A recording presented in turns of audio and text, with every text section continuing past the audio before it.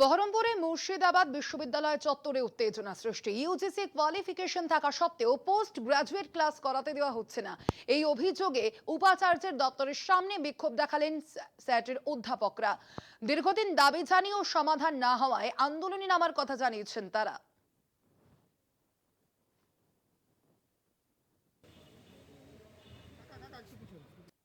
আমরা মূলত আজকে এসেছিলাম মুর্শিদাবাদ বিশ্ববিদ্যালয়ের কর্তৃপক্ষের কাছে যে আমরা যারা যোগ্য স্যাট স্টেট এডেড কলেজ টিচার তাদেরকে পিজিতে যথাযোগ্য সম্মানের সাথে তাদের ক্লাস দেয়া হোক এবং তার আবেদন আমরা আজকে করে গেলাম।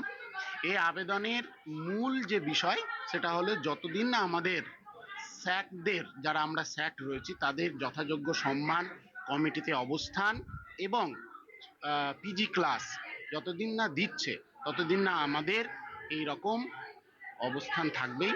অবস্থান বিক্ষোভ নয়, আমাদের অবস্থা এরকমই থাকবে এবং আগামীতেও আমরা এটা বলবো আমাদের যোগ্য প্রাপ্য অধিকার না দিলেই আমরা গণতান্ত্রিকভাবে সমস্ত কার্যকলাপ আমরা কন্টিনিউভাবে করব।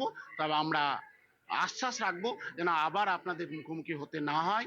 হ্যাঁ, বৃহত্তর স্বার্থে যেন আমাদের প্রাপ্য অধিকার আমাদের যেন বুঝিয়ে দেয়, আর না দিলে আমরা আবার অবস্থা আমাদের এরকমই হবে।